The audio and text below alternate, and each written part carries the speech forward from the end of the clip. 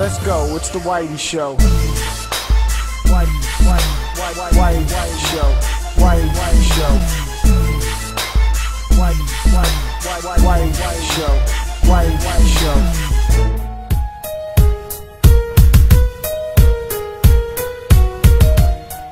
The story in Singularity is basically this object or tool that is shaped in a glove and basically used to make time rifts go back in time, or even make objects go back to their original form before they decayed.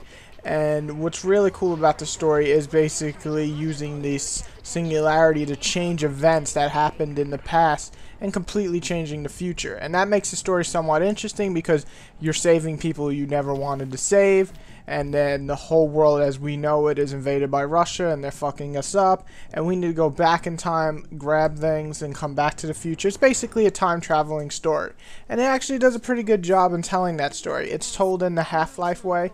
Basically you stand there and listen to someone talk, and then you can move around and walk around, all that good stuff while they're talking. I don't really like this way of telling story because basically it hurts replayability because I don't want to hear them talk. I just want to skip the cutscene. But yeah, that's my personal hate on the way the story is told. However, the voice acting is well done. The actual story is not bad. I wouldn't say there's any amazing moments. Maybe the ending is pretty cool, but I would never say that the story excels at anything special. It's a time traveling story. It basically uses the formula that when you do something bad or do something wrong in the past and you change the future, it's not always a good thing, so we have to go back in the past, do it right, blah blah blah. You get the idea. There's some really badass set pieces, but overall the story, while it's not amazing or great or does anything like brand new, it is actually pretty well told, and it'll basically keep you interested throughout the entire campaign, which isn't all that long, but still.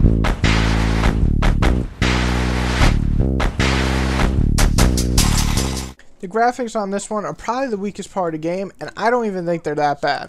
While the animations definitely can use some work, and some of the character models look more like BioShock 1, I would say that what really looks good are the effects. Turning back time, turning objects back into their original form, creating crates that were broken into one piece, stuff like that. Watching stuff decay like the ships and stuff looks awesome.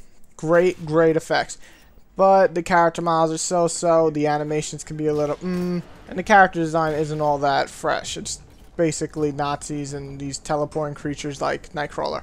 But I want to note that the atmosphere is well done. Maybe not as well done as Metro, but it does a good job of doing the atmosphere. Kind of feels like BioShock in the beginning, but then takes its own form of atmosphere, and by the end of the game it definitely has its own type. And it's just really cool, creepy type of holy shit, everything's blowing up, time rifting, and all this crazy stuff's happening, and definitely creates its own atmosphere. So while the graphics aren't AAA quality, they are definitely good.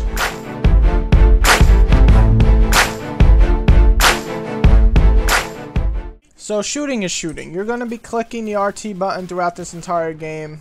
That's what shooting revolves around. However, what's really cool about this game is that it has some really unique weapons. Now, every game does have its unique weapons, especially shooters that try to take a more sci-fi or fantasy approach. But this one does it, I think, pretty good. It basically has these different type of weapons, such as shooting an enemy, and it's actually a grenade that'll stick onto them and then blow them up.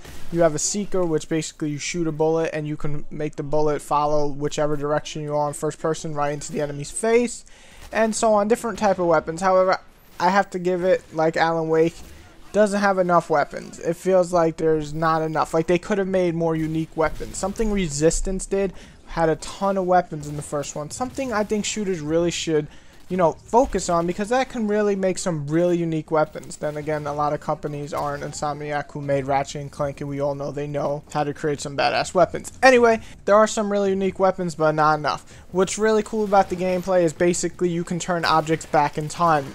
Objects that eventually decay and turn into shit, like staircases breaking into little pieces. You basically turn back time and you make a staircase, and then you can go up the staircase. Same thing with a ladder or a bridge or even a whole ship. At one point in the game, the ship is broken down, it's freaking sinking, and he actually recreates it, builds everything back together, turns back the time of the ship to when it was once built. Very cool.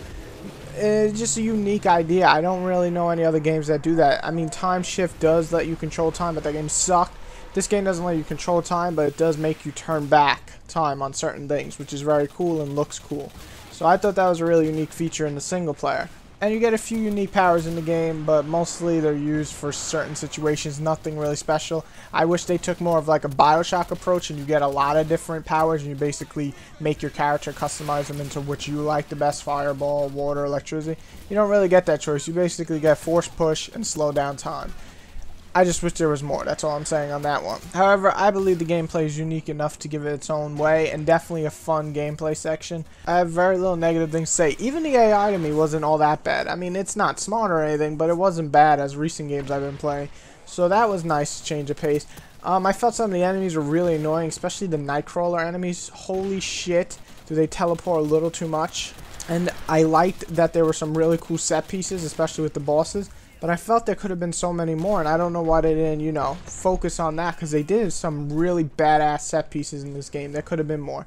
However, everything else is pretty good. Definitely a different experience. It is standard shooter, so if you're sick and tired of them, it might not be your game. But if you like shooter with the little kind of gimmick uniqueness going on, then this game might be for you. Try it out.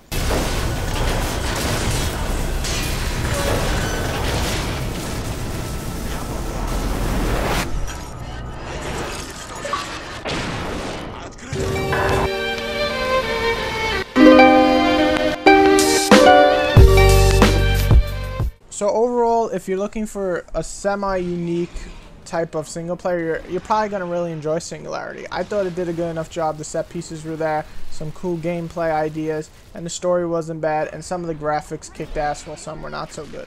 However, it's nothing special, it's nothing brand new, but like Metro, it tries to do something a little more, tries to give you more of the story and atmosphere feeling over the just shooting a bunch of enemies, going online and ranking up bullshit. So I thought that was really cool. I haven't had a chance to play multiplayer. I'm not going to. I don't really have time to play multiplayer, and when I want to play multiplayer, I'm playing with friends, and they don't have Singularity. So I'm not judging the multiplayer. It could be good, it could be bad. Totally out of my review. This is just for the single player alone. Singularity is definitely worth checking out if you want something different than your standard military bullshit shooters. But saying that though, it is still a shooter. It may not be for everybody. It may bore some of you. But if you like shooters and you like at least different gameplay and at least a decent story, check out Singularity.